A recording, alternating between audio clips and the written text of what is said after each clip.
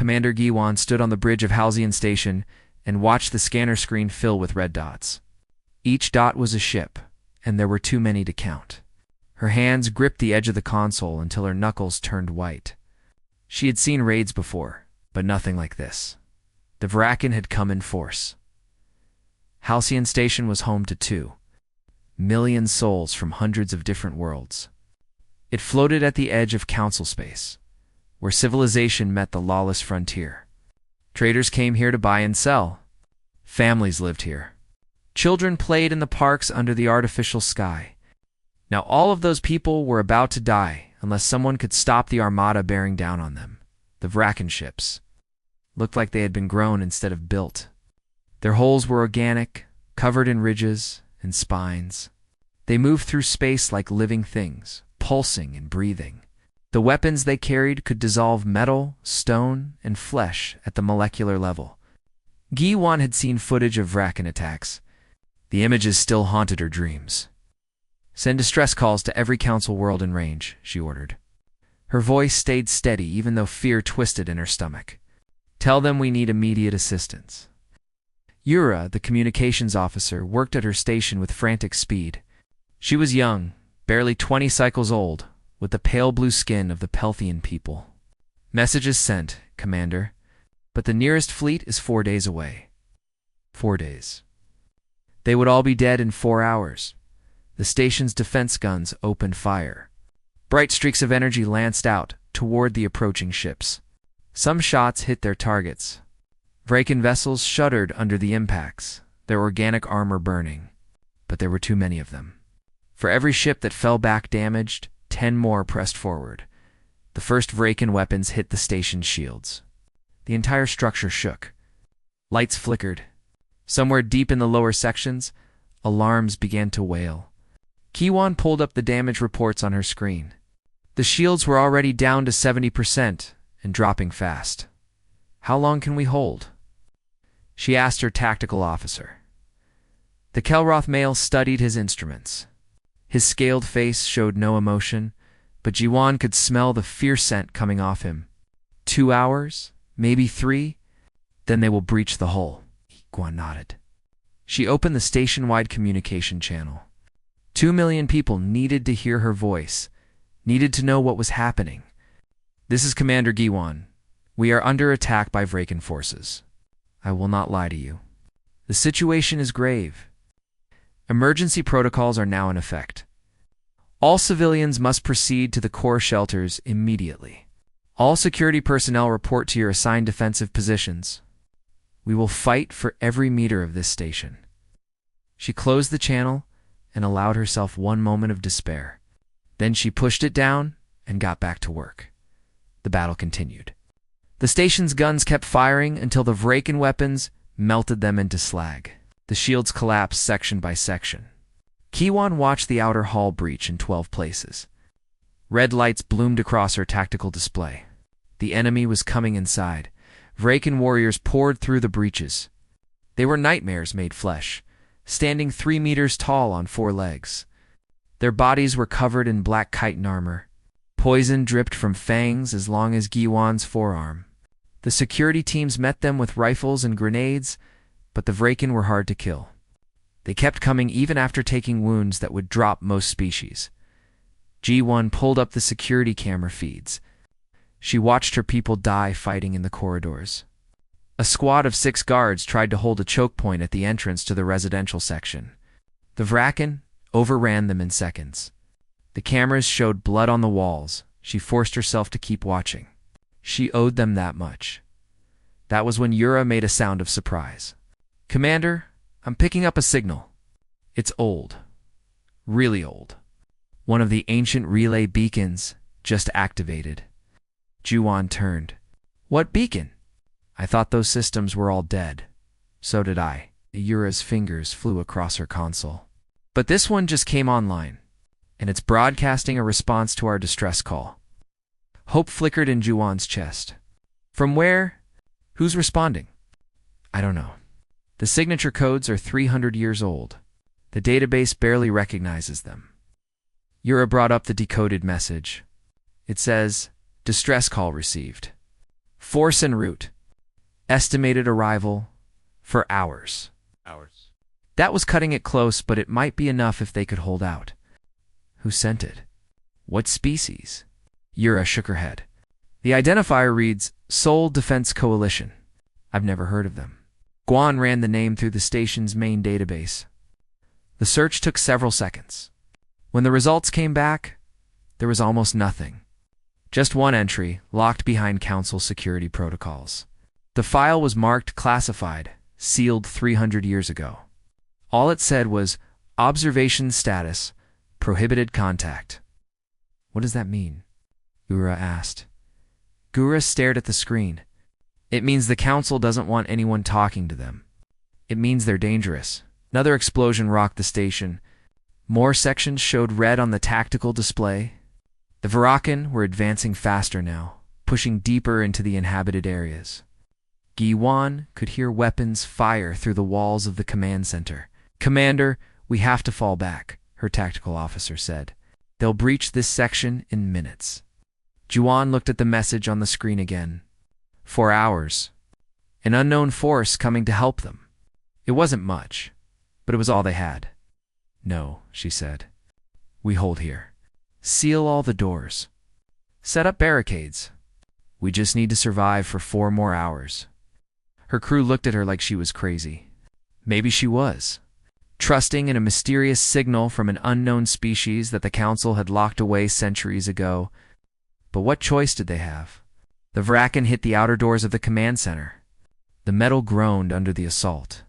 Jawan drew her sidearm and checked the charge. Around her, the bridge crew did the same. They were scientists and administrators, not soldiers. But they would fight because there was nothing else left to do. The doors held for 20 minutes. Then they began to buckle. Guan could see claws tearing through the metal. She raised her weapon and prepared to sell her life as dearly as possible. For hours, she thought. Just for more hours, she pulled the trigger and hoped that whoever was coming would arrive in time. To find someone still alive to save. The space near Halcyon Station tore open in a way that made no sense. Juan had seen hundreds of ships arrive from hyperspace. They always came with a shimmer, a ripple in reality that announced their presence. This was different. Space folded and unfolded with mathematical precision. Like someone had solved an equation, and reality had no choice but to obey. 12 ships emerged from the impossible tier. They were small compared to the massive Vrakan dreadnoughts still circling the damaged station. But they moved with a coordination that seemed unnatural. Each ship knew exactly where the others were, acting like fingers on the same hand. Guan watched from the command center, which was now missing half its outer wall. Bodies of both defenders and Vrakan lay scattered across the floor. She had taken 3 minor wounds in the fighting. Blood soaked through the left sleeve of her uniform. But she was alive, and the station's core sections were still holding. Barely. The newcomers didn't waste time with greetings or demands. They simply started killing. Their weapons were strange. Instead of energy beams or plasma bolts, they fired solid projectiles accelerated to speeds that made them visible only as streaks of light. The rounds punched through Vrakan armor like it was paper. When they hit, the organic ships simply came apart, torn open by kinetic force that no shield could stop. Then came the missiles. Giwan recognized the energy signatures and felt her stomach drop. Those were nuclear weapons. The civilized galaxy had stopped using them thousands of years ago. They were too crude, too destructive, too likely to cause collateral damage. But these newcomers didn't seem to care about what was civilized. The first nuclear warhead detonated between 2 Vrakan dreadnoughts. The explosion was a miniature sun. When the light faded, both ships were gone. Just clouds of expanding debris and radiation. The Vrakan tried to fight back. They fired their molecular dissolution beams at the attacking ships. But the newcomers were fast, impossibly fast. They dodged and weaved through space with precision that suggested their pilots were either insane or blessed with reflexes no organic being should possess. Yura, still alive and still at her communications station, despite a broken arm, managed to establish a channel with the lead ship. Unknown vessels, This is Halcyon Station. Identify yourselves." The response came in perfect Galactic common, though the accent was strange. "This is Captain Minho of the Seoul Defense Coalition ship in Chen. We received your distress call. We're here to help." Seoul, that name again. The forbidden species that the Council had locked away. Giwan grabbed the communication panel. "Captain Minho, we have Vraken boarding parties throughout the station. Can you assist with that as well?" "Already on it, Commander. We're sending Marines." The human ships closed with Halcyon Station. Small craft launched from their docking bays, each one carrying teams of soldiers. They moved to the breach points and attached themselves to the damaged hull like parasites finding a host. The first human Marines, Ji-Wan, saw were advancing down the corridor outside the command center. They were small compared to most galactic species, barely reaching 2 meters in height. But they moved like nothing she had ever seen. They flowed through the damaged sections in teams of 6.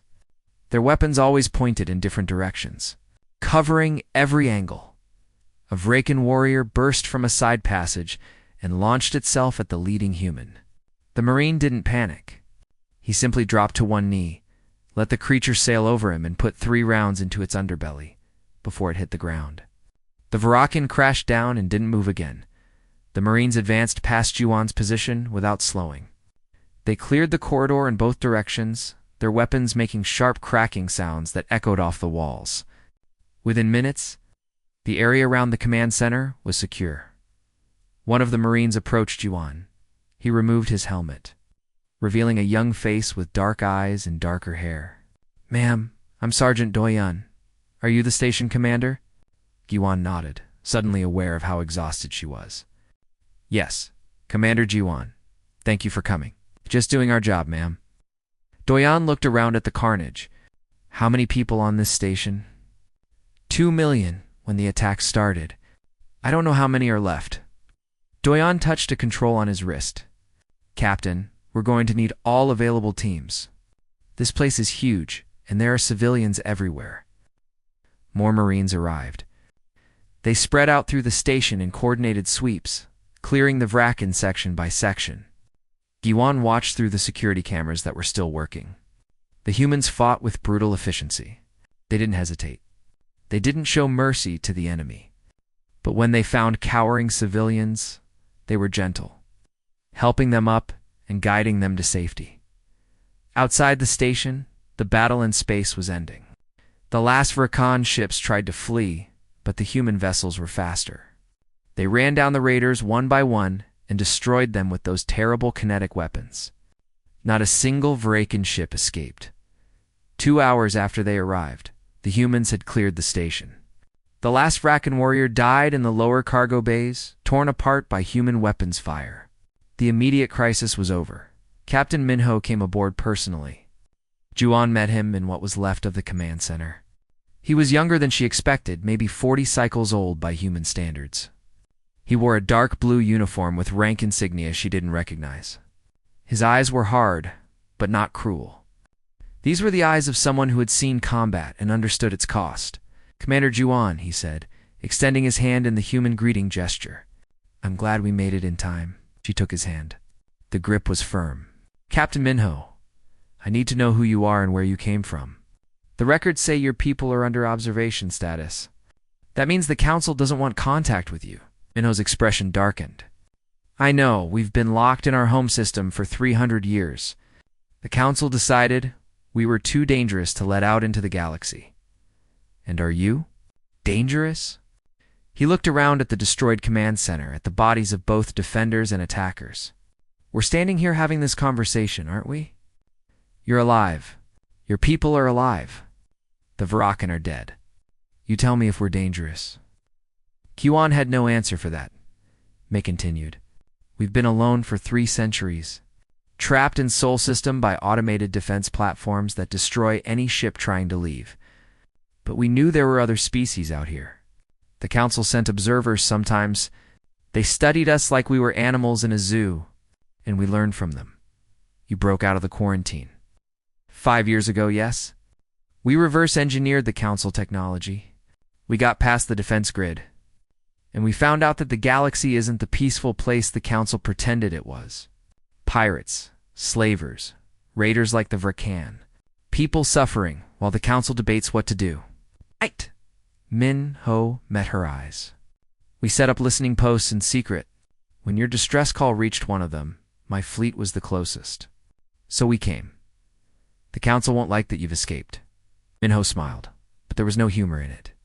Then they can try to put us back in our cage. But I don't think they'll succeed. Juwan looked at this human captain and felt the galaxy shift beneath her feet. Everything was about to change. The monsters the council feared had finally escaped, and they had come not to conquer, but to help. She wondered if the galaxy was ready for humanity. She suspected it wasn't. The meeting room on Halcyon Station had been hastily repaired. Workers had patched the holes in the walls and replaced the broken furniture. Now it held representatives from a dozen different council species, all of them wanting answers about the mysterious humans who had saved them. Captain Min-Ho stood at the head of the table. Commander Guan sat beside him. The other species representatives stared at Min-Ho. With expressions ranging from gratitude to suspicion to outright fear, a Kelrath administrator named Taiwan spoke first. He was old. His scales faded to pale gray. Captain Min-Ho, we are grateful for your assistance. But we must know the truth. Your species is listed as prohibited contact. The council sealed those records 300 years ago. Why? Min-Ho had prepared for this question. He had known it would come. Because your council was afraid of us? Let me tell you the story they didn't want you to know. He activated a holographic display. Images appeared above the table, showing Earth from space. It was a beautiful world, blue and green and white. This is our home, Earth, third planet in the Sol system. 300 years ago, we developed faster than light travel. We were excited. We thought we would meet other species, join the galactic community, explore the stars. The image changed, showing sleek council vessels arriving at Earth. The council made first contact. Their diplomats came to our world. They studied us. They examined our history, our culture, our technology, and they were horrified by what they found. Taiwan leaned forward. Why? What did they find? They found a species that had survived by fighting. We had endured ice ages that should have killed us. We had fought thousands of wars against each other. We had developed weapons that could crack our own planet open. We had diseases we turned into weapons. Our entire history was written in blood. Min-Ho's voice stayed level, but Juwan could hear the anger underneath. The council decided we were too dangerous. They said we were a threat to galactic peace, so they quarantined us. They built a ring of automated defense platforms around our system. Any ship trying to leave would be destroyed. They locked us in our own home and left us there to rot. A Pelthian representative made a sound of distress. But why not just help you? Why not guide you to become more peaceful? Because we weren't like you, Min-Ho said. Most species in the council developed on worlds that were relatively safe. Your evolution was gradual and peaceful. You had time to become civilized before you reached the stars. But Earth is a death world. Everything there is trying to kill you. The weather, the animals, the plants, even the bacteria. We survived by adapting, by fighting, by never giving up. The council looked at us and saw monsters. He changed the image again. Now it showed human cities, millions of people going about their lives. For 300 years, we were alone. We could see the stars but couldn't reach them. The council sent observers, sometimes scientists who studied us like we were dangerous animals. They would take samples, run tests, ask questions, and then leave. They never told us why we were imprisoned. They just kept us locked up. The hologram shifted to show human shipyards in orbit around Earth, massive vessels under construction. But we didn't just sit there and accept it. We studied every piece of council technology we could get our hands on. We reverse-engineered your ships, your weapons, your computers. We learned how the quarantine systems worked, and we planned our escape. Lieutenant Haijin, who had come with Min-Ho from the Inchin, stepped forward. She was young, with sharp eyes, and an expression that suggested she didn't suffer fools. 5 years ago, we finally cracked the defense grid. We sent our first scout ship through. It made it. We started exploring the nearby sectors in secret, setting up listening posts, gathering information. And what did you find? Juan asked, though she suspected she already knew. We found that the galaxy isn't the peaceful utopia the Council pretended it was, Heejin said. Pirates everywhere. Slaver rings operating openly. Raiders like the Vraken terrorizing entire sectors. The Council knew about all of it, but they moved too slowly. They debated and discussed while people died. Minho took over again. We made a decision. We would come out of hiding, but not to conquer. We would help. We set up our listening posts to monitor emergency frequencies. When Halcyon Station's distress call reached us, we responded. Taiwan studied Minho with ancient eyes. You say you want to help? But your weapons, your tactics, they are brutal. You use nuclear devices? You kill without hesitation. How are we to trust that you won't turn that violence against us? Because we choose not to, Minho said simply. Yes, we're good at war. We've had millions of years of practice.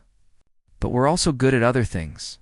Building, healing, protecting those who can't protect themselves. He gestured to another human who had entered the room. This is Lieutenant Dayon, our chief engineer. Tell them what your team has been doing for the past 6 hours. Dayon stepped forward. She was small, even by human standards, but she spoke with confidence. My teams have been working with the station's engineers to repair the damage. We've restored life support to all sections. We've patched the hull breaches. We've shared our medical technology to treat the wounded. We had 300 casualties on this station who wouldn't have survived with Council medical tech. They're all alive now because we helped. She pulled up more images on the hologram. We didn't come here to conquer or control you. We came because you needed help and we could provide it. That's what we do. That's what humans have always done. We survive and we help others survive. Juan spoke up. I was there when the Vraken attacked. I thought we were all going to die. The humans saved us. They fought for people they had never met, risked their lives for strangers. That has to count for something. The room fell silent.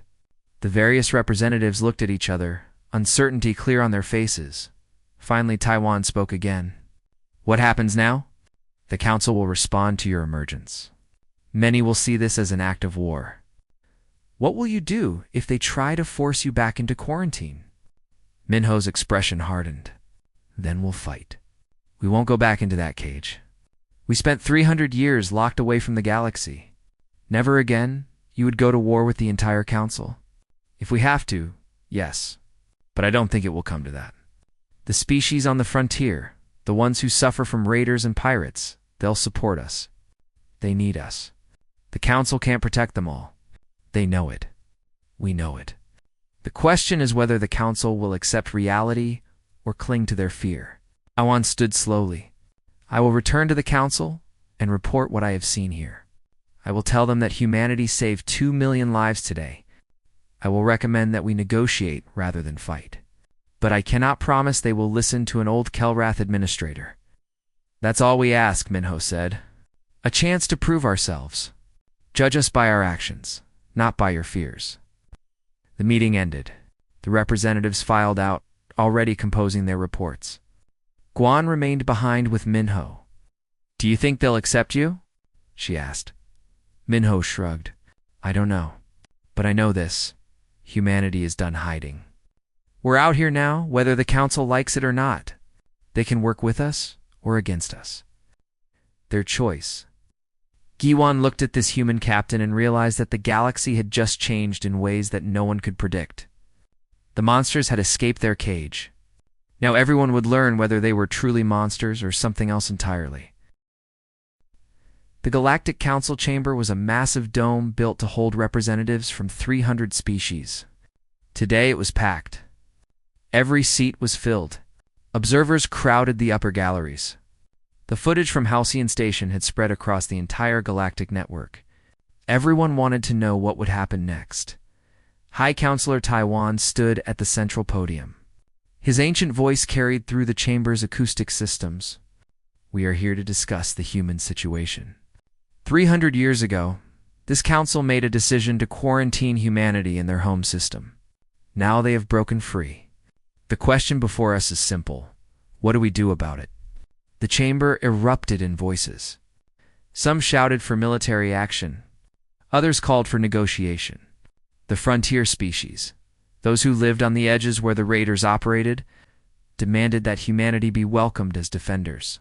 The older, more powerful species wanted them locked away again or destroyed entirely. Taiwan let them argue for 10 minutes. Then he raised his hand for silence. We will hear testimony from Ambassador Su Jin. She has met with the human leadership and has a report. Su Jin entered the chamber. She was human, one of only 100 who had been allowed to live outside Sol System before the quarantine. She had spent her entire life serving as a diplomat, a living reminder of what the council feared. Now she would speak for her people. She stood at the podium and faced 300 species. I have met with Admiral Junho, the commander of humanity's emerging fleet. I have toured their forward base.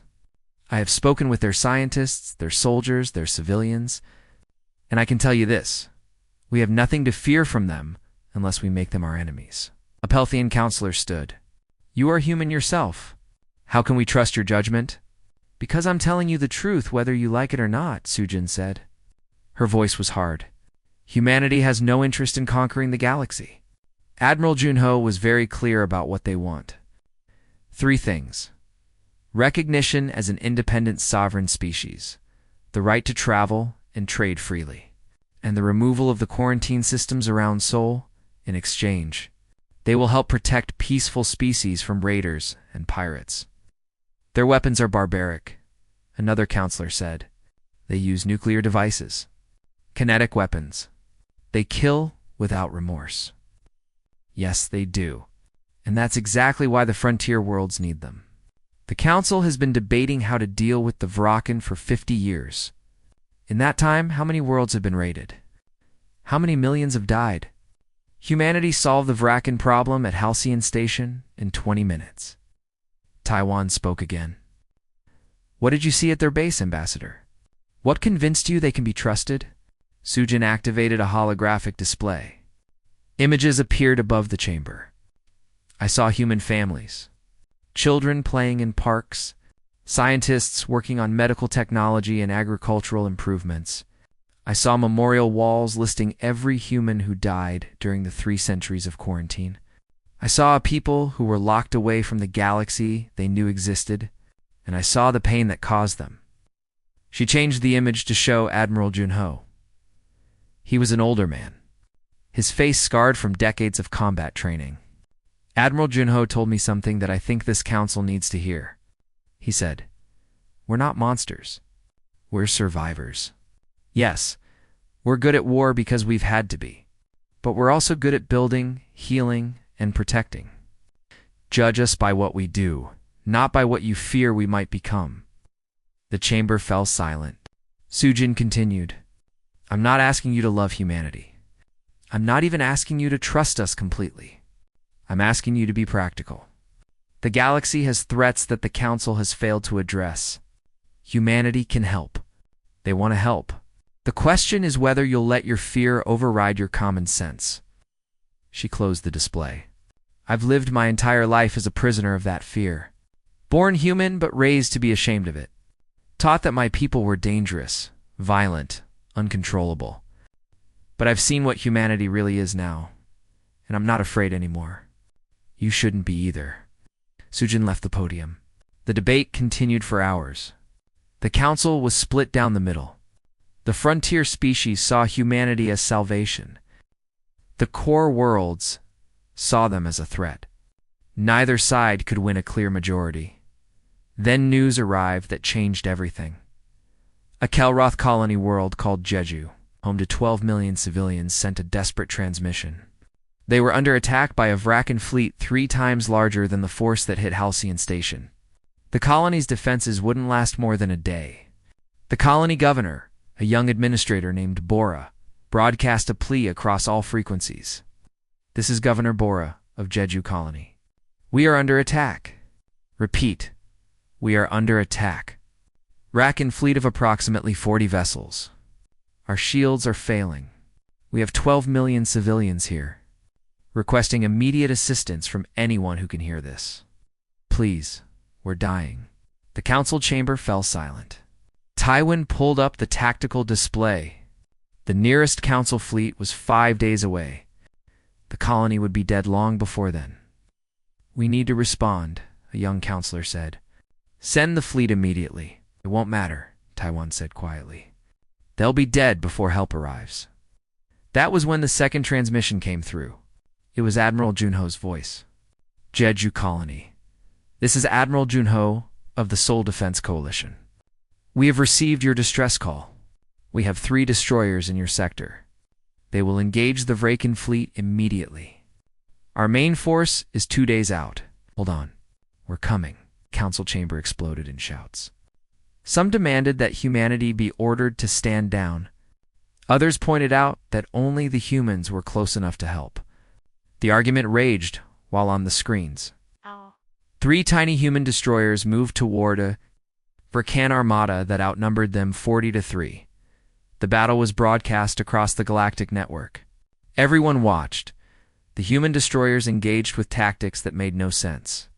They used the planet's gravity to slingshot themselves into attack runs. They deployed nuclear mines that the Vraken couldn't detect. They targeted not the ships, but the biological support systems that kept them alive. The SDCS Busan died first. Its captain, a young man named Juan, rammed his crippled ship into a Vraken dreadnought at near light speed. The explosion was visible from the colony's surface. 1,200 humans died in an instant. But they took 2,000 Vraken with them. The second destroyer, the Gwangju, fought for 3 more hours. When its ammunition ran out, the captain detonated the reactor in the middle of the Vraken formation. Another 800 human lives traded for 4 more enemy ships destroyed. The third destroyer, Dagu, held the line alone. Its captain, a woman named Nari, kept broadcasting over an open channel. This is Captain Nari of the Daegu. We're still here. Still fighting? Jeju Colony. We won't let them touch you. I promise. Her ship's hull was breached in 17 places. Half her crew was dead. But her weapons kept firing. For 7 more hours, 1 small human ship held off an entire Vraken armada. The council chamber watched in silence. No one argued anymore. They just watched as humans died, protecting people they had never met. Admiral. Junho's main fleet arrived exactly when he had promised. The fresh human ships tore into the Vraken with calculated fury. This time they didn't just destroy the raiders, they annihilated them. When the battle ended, there were no Vraken survivors. No ships escaped. Governor Bora's transmission came through.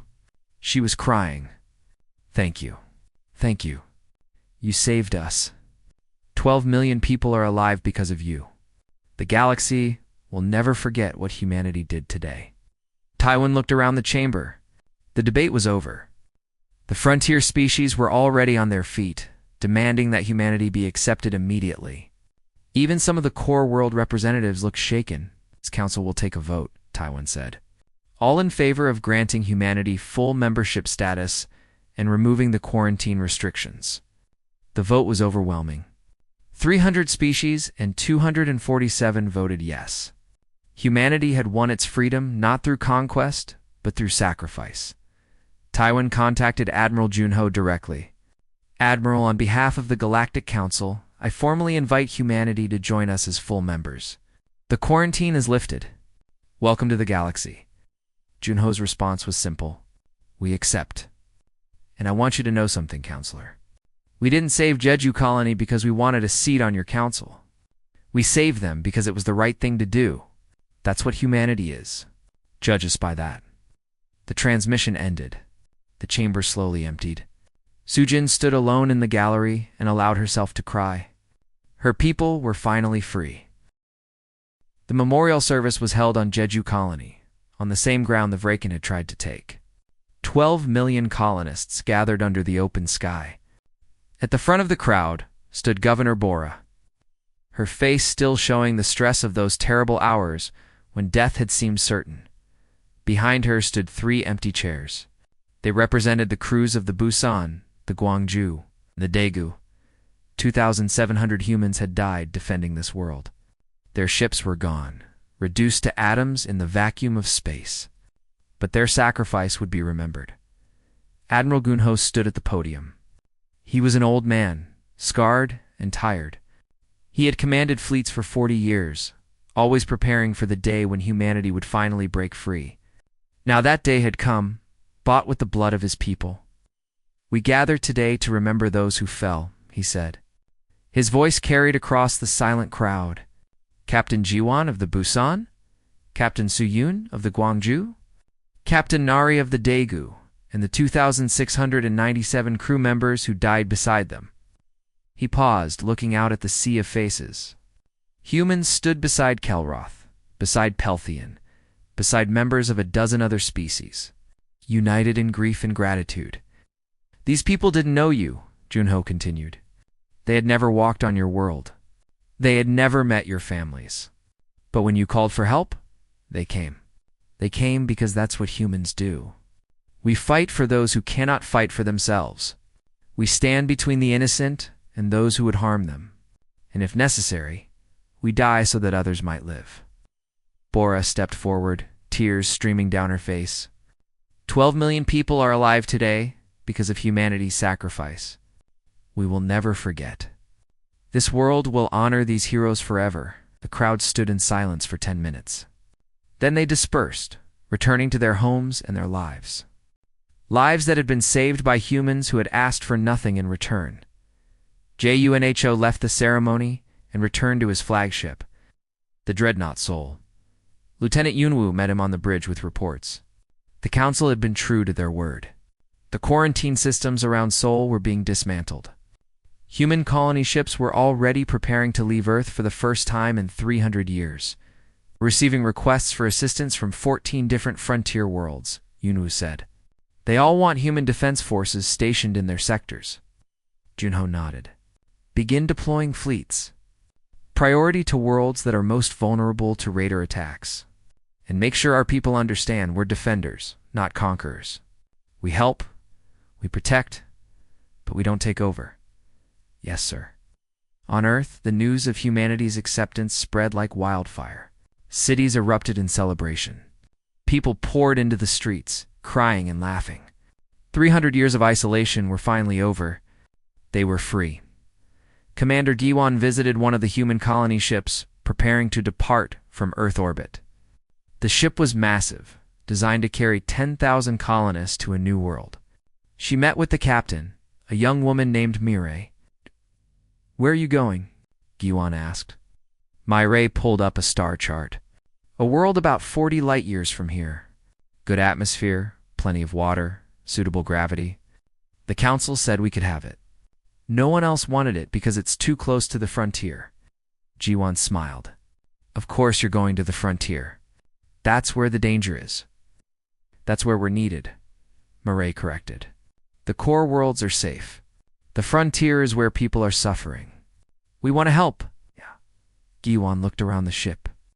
She saw families loading supplies, children playing in the corridors, scientists checking equipment. These weren't warriors preparing for battle. They were ordinary people starting a new life. But she knew that if danger came, they would fight. That was the human way. Back on Halcyon Station, now fully repaired, Captain Minho prepared to depart. He had been offered a position as the human liaison to the council. He had refused. His place was with his fleet, patrolling the frontier, keeping people safe. Before he left, he met with Jiwan one final time. They stood in the observation lounge, looking out at the stars. "You changed the galaxy," Giwan said. "Everything is different now because of what you did." Minho shook his head. "We just did what needed to be done. The galaxy was already changing. We just helped it along. The council is still afraid of you, you know? Even after everything." "I know. And maybe they're right to be afraid. We are dangerous. We are violent. We are capable of terrible things." He turned to look at her. "But we're also capable of beautiful things. Sacrifice, compassion, standing up for what's right. Even when it costs us everything." The Council will learn which version of humanity they get depends on how they treat us. Is that a threat? It's a promise. We won't be locked away again. We won't be controlled or contained, but we also won't be conquerors. We'll be partners, allies, friends. As long as the galaxy treats us with respect, we'll do the same in return. Minho's ship departed an hour later. Guan watched it go, a dark shape against the stars. The Inchin and its crew had saved 2 million lives. They had changed the course of galactic history. And now they were heading back out into the frontier to do it all over again, on dozens of worlds. Human defense forces began arriving. The pirates and raiders who had terrorized these regions for generations suddenly found themselves facing an enemy that didn't negotiate, didn't retreat, and didn't give up. Within months, entire sectors that had been war zones for centuries became safe. The Council watched it all happen with a mixture of awe and concern. Humanity was keeping their promises. They weren't conquering. They weren't enslaving. They were protecting. But the power they wielded was enormous and growing every day. High Counselor. Taiwan met with Ambassador Su Jin in his private chambers. Your people are exceeding expectations, he said. The frontier has never been safer. Su Jin nodded. We told you we wanted to help. We meant it. I know. But the Council is still worried. What happens in 100 years? 200? What happens when humanity is established across the galaxy? Will you still be content as defenders? Or will you want more? Su Jin looked at the old Kelroth. I can't predict the future any more than you can. But I can tell you this.